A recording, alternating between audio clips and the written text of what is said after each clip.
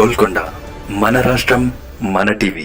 Please subscribe Golconda TV. For more updates bell button పై click చేయండి.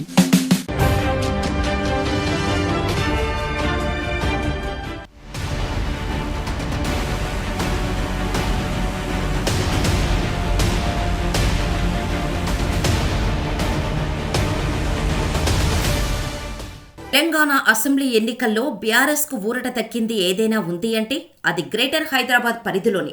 ఇక్కడ కాంగ్రెస్ కేవలం ఒక్క స్థానంలో మాత్రమే విజయం సాధించింది. దీంతో హస్తం పార్టీ తెలంగాణలో అధికారంలోకి వచ్చినా గ్రేటర్పై పట్టు చిక్కలేదు. ఈ నేపథ్యంలో సీఎం రేవంత్ రెడ్డి ఇప్పుడు గ్రేటర్పై ఫోకస్ పెట్టారు. సైలెంట్గా ఆపరేషన్ హస్తం షురూ చేసినట్టు కనిపిస్తోంది. బలమైన క్యాడర్ ఉన్న లీడర్లను కాంగ్రెస్లో చేర్చుకునేందుకు సంప్రదింపులు జరుపుతున్నారు. ఈ క్రమంలోనే మర్యాదపూర్వక భేటీలు నిర్వహిస్తున్నట్టు తెలుస్తోంది. ఈ క్రమంలోనే సీఎంను కలిసే గ్రేటర్ నేతల సంఖ్య రోజురోజుకు పెరుగుతోంది. కాంగ్రెస్ పార్టీకి గ్రేటర్పై పట్టు ఇప్పుడు చాలా ముఖ్యం. ఈ నేపథ్యంలో బీఆర్ఎస్లో గుర్తింపు దక్కని బలమైన నేతలను కాంగ్రెస్ ఆకర్షిస్తోంది. ఈ క్రమంలోనే మాజీ మంత్రి సబితా ఇంద్రారెడ్డి కోసం సీటు త్యాగం చేసిన మాజీ ఎమ్మెల్యే తీగల కృష్ణారెడ్డి 2 రోజుల క్రితం సీఎం రేవంత్ను కలిశారు. ఆయన కాంగ్రెస్లో చేరటం దాదాపు ఖాయమైంది. కృష్ణారెడ్డి బాటలో రంగారెడ్డి జిల్లాకు చెందిన పలువురు నేతలు హస్తంగూటికి చేరే అవకాశం ఉన్నట్టు తెలుస్తోంది. మాజీ మంత్రి పట్నం మహేందర్ రెడ్డి, ఆయన భార్య, వికారాబాద్ జడ్పీ చైర్పర్సన్ పట్నం సునీతారెడ్డి, తీగల కృష్ణారెడ్డి కోడలు, రంగారెడ్డి జడ్పీ చైర్పర్సన్ అనితారెడ్డితో పాటు పలువురు కీలక నాయకులు కాంగ్రెస్లో చేరేందుకు ముహూర్తం చూసుకుంటున్నట్టు తెలుస్తోంది.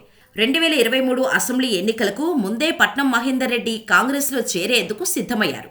ఈ మేరకు ఏర్పాట్లు చేసుకున్నారు. అయితే చివరి నిమిషంలో నాటి ముఖ్యమంత్రి కేసీఆర్ విషయం తెలుసుకొని ఆయనకు హుటాహుటిన మంత్రి పదవిని కట్టబెట్టారు. దీంతో ఆయన కాంగ్రెస్లో చేరలేదు. తాజాగా మరోమారు ఆయన హస్తం నేతలతో టచ్లోకి వెళ్లారు. చేవెళ్ల ఎంపీ టికెట్ మహేందర్ రెడ్డికి ఇచ్చే అవకాశం ఉన్నట్టు తెలుస్తోంది. ఇక పటాన్చెరు ఎమ్మెల్యే మహిపాల్ రెడ్డి కూడా సీఎం రేవంత్ను కలిశారు. ఆయన సీఎంను కలవటంపై భిన్నంగా స్పందించారు. 100 సార్లు కలుస్తానని చెప్పారు. తద్వారా తాను కాంగ్రెస్లో చేరేందుకు సిద్ధమన్న సంకేతాలు ఇచ్చారు. ఇక తాజాగా రాజేంద్రనగర్ ఎమ్మెల్యే ప్రకాష్ గౌడ్ కూడా సీఎం రేవంత్ను కలిశారు. పక్షం క్రితం మంత్రి పొన్నం ప్రభాకర్ రాజేంద్రనగర్ ఎమ్మెల్యే ఇంటికి వెళ్లారు. దాదాపు గంటపాటు చర్చించారు. ఈ క్రమంలో ఆదివారం ప్రకాష్ గౌడ్ ముఖ్యమంత్రితో భేటీ కావటం చర్చనీయాంశమైంది. మర్యాదపూర్వకంగా భేటీ అని చెబుతున్నా ఈ భేటీ వెనుక రాజకీయం ఉన్నది అన్నది సుస్పష్టం. త్వరలో గ్రేటర్ పరిధిలోని మరికొంతమంది ఎమ్మెల్యేలు కూడా రేవంత్ రెడ్డిని కలుస్తారని తెలుస్తోంది. బీఆర్ఎస్ పార్టీకి గతంలో గ్రేటర్ పరిధిలో ఎన్నికే కష్టంగా మారింది. జీహెచ్ఎంసీ ఎన్నికల్లో పోటీ చేస్తే 2-3 కార్పొరేటర్లు మాత్రమే గెలిచేవారు. ఈ పరిస్థితి 2001 నుంచి తెలంగాణ ఏర్పడి 2014లో అధికారంలోకి వచ్చే వరకు కొనసాగింది. కానీ 2014లో బీఆర్ఎస్ అధికారంలోకి వచ్చాక గులాబీ నేతలు గ్రేటర్పై ఫోకస్ పెట్టి వివిధ పార్టీల నాయకులను చేర్చుకున్నారు. దీంతో ఆ తర్వాత జరిగిన జీహెచ్ఎంసీ ఎన్నికల్లో బీఆర్ఎస్ మేయర్ పీఠం దక్కించుకుంది.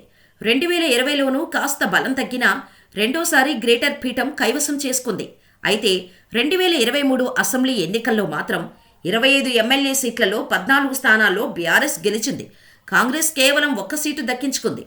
దీంతో ఇక్కడ బీఆర్ఎస్ను బలహీనపరచడంపై రేవంత్ దృష్టి పెట్టినట్టు తెలుస్తోంది.